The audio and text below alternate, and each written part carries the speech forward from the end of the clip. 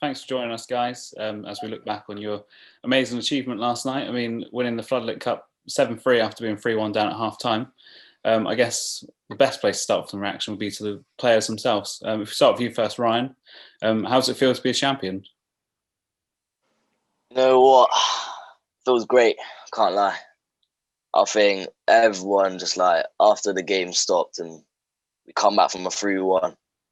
I think everyone was just, like really excited, and I think we were all just like happy because we deserved to win that game 100%. I just think that everyone in the second half, they just their mindsets changed, and yeah, we just came out on top. And I mean, at half time, how did you get? I mean, did your heads drop or anything, or did you just feel no, we're still in this? We can turn this over. Nah, to be fair, I reckon we all felt that we could come back and win it. Because even in the first half, in the first 10 minutes, we were all over them. But then something, for some reason, just changed, and they just got loads of momentum, scored 3 goals. And to be fair, all the coaches like Maka and that in the change room were saying that the game's still there. If you stop now, then it's not all for nothing. But we felt that if we lost here, then it was not a waste of our time, but it was hard to say it. But it was just yeah, you see what I'm trying to say. Yeah, when you got to 3-0, is that when you suddenly thought, this is ours now? When we got to 3-2, and then one of their players said, "How long left to the ref?" I was like, "Yeah, we've won it 100%." I think, were you picked as man of the match as well by Gary? Do I believe? I was. Yeah. He's on the call here now. I guess you better say thanks to him. Yeah, I did. I said loads of thanks after the game. I was surprised, I can't lie, but I took it 100%. I was very happy with it. I have to ask you, Gary. Why was it that you picked Ryan as man of the match? Well, I was saying to Aaron, I used to Maka. Sorry, I played as a centre half and played at an okay standard, and we used to have a slang for fullbacks, which was yogurt pots, because they were on a string. You could pull them in or pull them back, and they were empty all the time. But I really liked Ryan's. I said, so many young players are timid because there's a lot that goes on in their development, and they're quiet and everything else, and it's very difficult to then coach a big voice into players, which is why good captains are few and far between.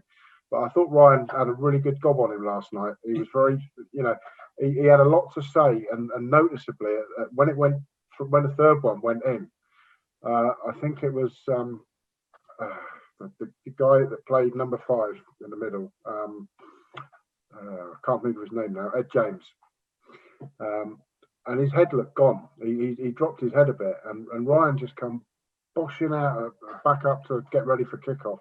Come on, get your heads up. And I just thought, you know what? And it's easy to have a voice and have it and tame it and use it in the right way than to not have a voice and bring it up. And Sonny will get all the plaudits because he banged 4 goals in, but he'll get plaudits all the time. Goal scorers will always get plaudits. I was a defender, and maybe part of me was thinking defenders union. But I thought Ryan had a fantastic game and was a credit to himself. He demonstrated well, and he got up and down the line when he could as well. And I've always liked fullbacks that can get up and down. Goal scorers win games, but as I think Hungren's son said the other game at Southampton, he scored 4, but he instantly said the man of the match was the person, Harry Kane, that scored 1 but set up 4. It's the bright lights are there for you up front, but it takes everybody else to work it for you. And I thought Ryan last night was an absolute credit to the football club, to Maka, who put that team out there, and everything. He was everything that stood about spirit and never giving up, and they didn't. Brilliant. Chris, would you agree with that? As Ryan got a good gob on him, as Gary just said?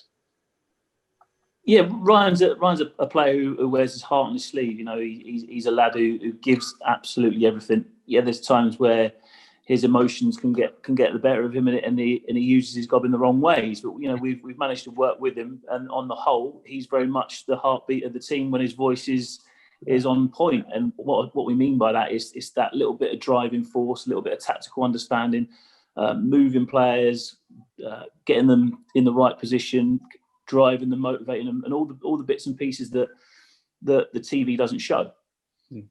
Like Gary said, just rallying around the boys, raising spirits, building belief in players. He's very much, like I said, the heartbeat of the team, and he's the one voice you hear week in, week out. Sometimes, as I said, he can lose that concentration, and his mouth can run away with him in the opposite way, and he can have moments where we have to like Gary said, just tame it and put it in the right direction and refocus it for the positive.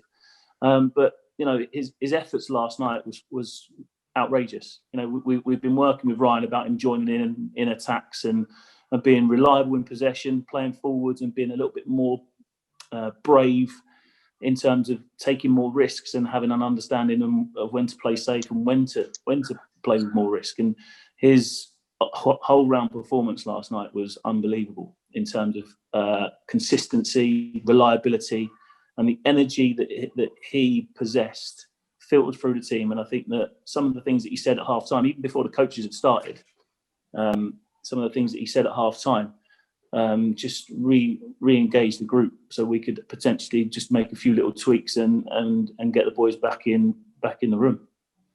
How does it feel to hear that, Ryan? Obviously brings a smile to my face. I feel like that's what I try and bring to the team, even though it's not ball playing or anything. I just try and bring passion and try and bring the team up so we can, obviously win games, and it's nice to hear, I can't lie. Great stuff. Mitch, just moving on to yourself. I mean, how did it feel to lift that trophy? Oh yeah, it was absolutely amazing. It was just an unbelievable experience to have. To be fair, the atmosphere in the changing room afterwards was just unbelievable. Everyone was just so buzzing from it. Just on the coach on the way home as well, everyone was just immensely insane. Everyone was just so proud, and obviously everyone was just happy as to lift the trophy. It was just so sick. It was unbelievable. Amazing. I mean, you really kicked off that recovery with your goal early in the second half, didn't you? Talk us through that. Well, I don't know what I was thinking, to be fair. I thought I might as well just try to go for it. So I just took the ball and I shot, and it went in, and maybe it lifted a couple of heads, and then obviously Sonny got his 4 goals that lifted it even more, and then George, and then Alfie. So I think, yeah, it was just a massive team performance to just not stop at 3-1. I think everyone just wanted to come out in the second half and give more. So I think that's what we done. That's what won. You think part of that was the way you guys communicated on the pitch as well, and kept each other's spirits up and that? Oh yeah, definitely. As people were saying, with Ryan, it's always him. You always hear him giving positive feedback. He never gets on your back or anything.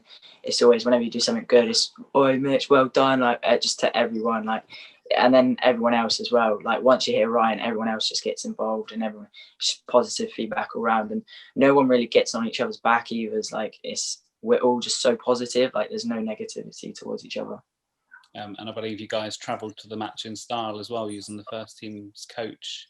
Oh yeah. And what was that like?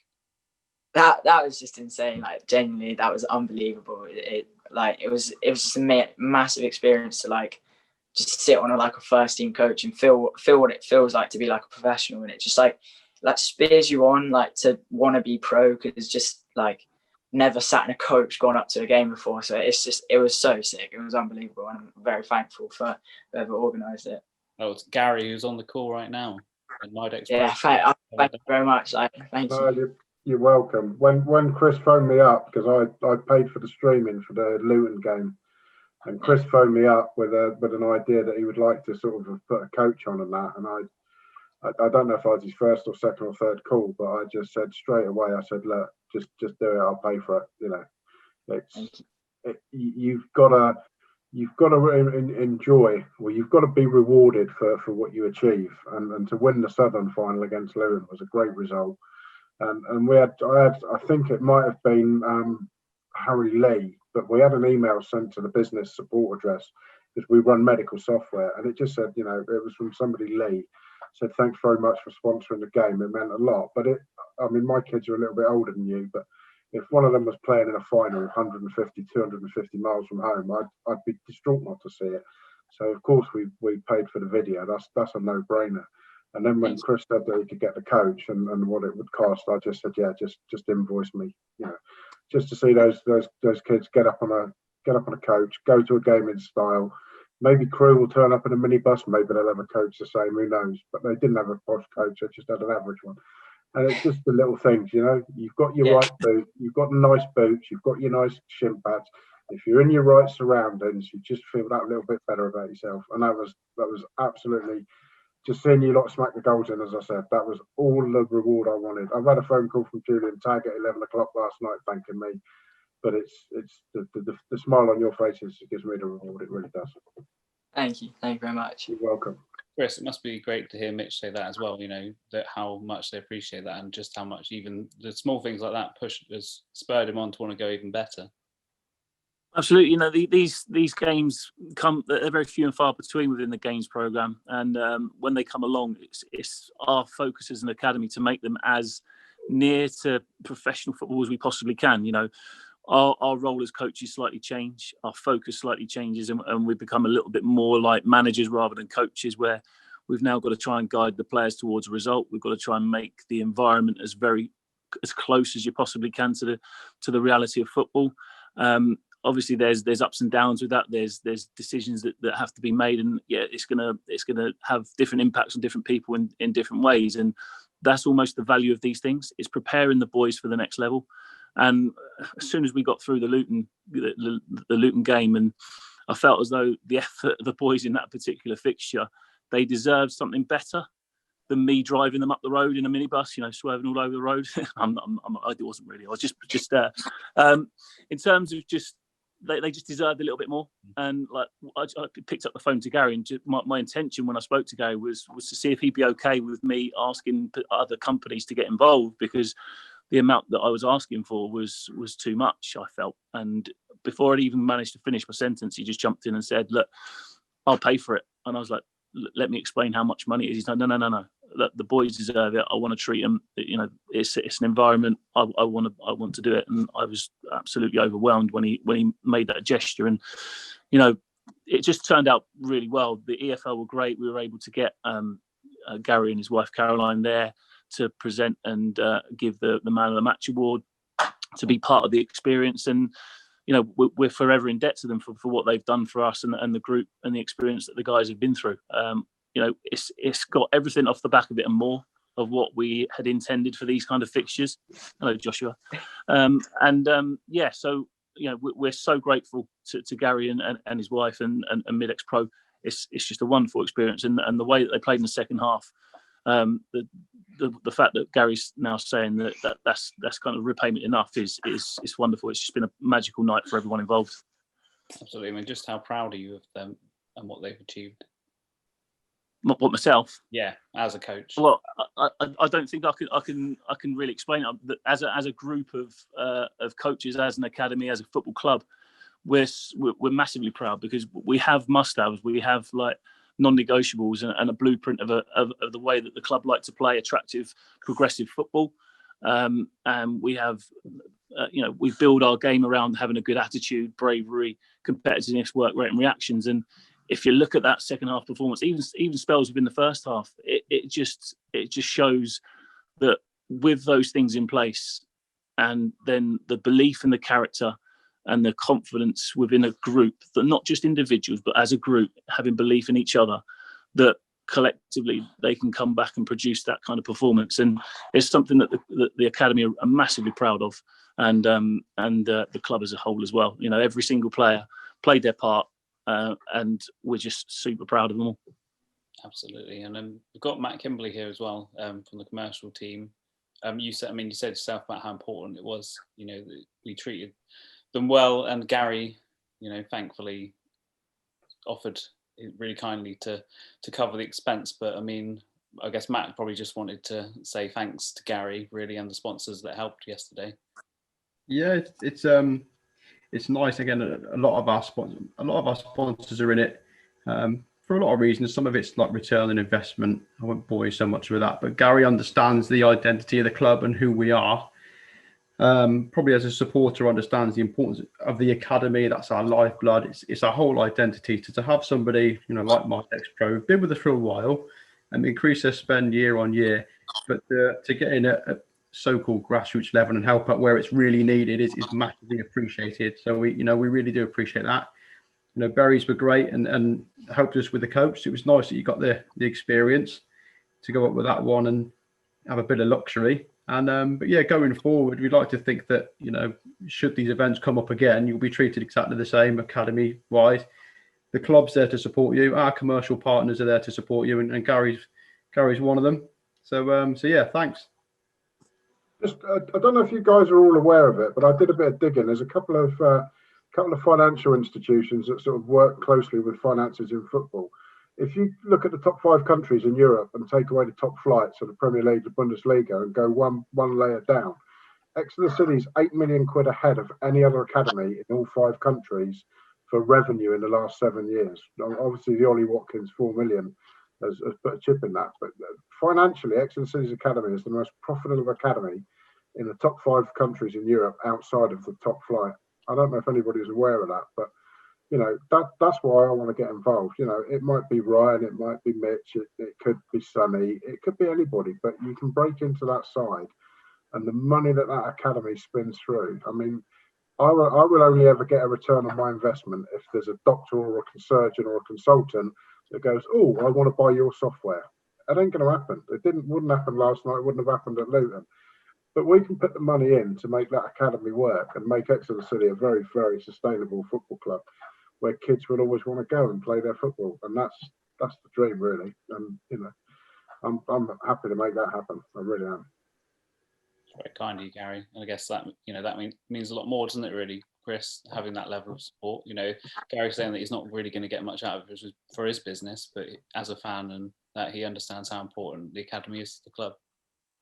Well, yeah, I mean, I've spoken to Gary in quite a bit of depth, and he's desperate to kind of get involved, and that's obviously for conversation with other people at another time. But yeah, the support that's come off the back of this, and Gary's been the leading light in it. I think that although it's been the pandemic and things have been played behind closed doors, and my vision to get the game played stream live so the parents could enjoy it, I never thought that it would have the interest that it's had from other parties and the club and the local businesses, but the support that we've had has been overwhelming. The interest, the discussions, and obviously now there's even people discussing players at an under 16 level and being excited by seeing what we actually do within the academy, rather than having to wait until they break into the first team or the under 18s and to kind of see if there's a succession plan for the academy into the first team. But obviously with Gary showing such an interest and now having a potential dream that we can discuss further with the guys and Julian moving forward, there's even more scope for it. And if we can somehow work a way through it and find a way of becoming even more successful, and it's just been an unbelievable month, really. Two fantastic games of football, 2 humongous performances from a group of boys who have been together, apart from 2 or 3 lads, since the age of 10. Had a real dream, had a real understanding of each other's strengths and weaknesses and how to work well as a team.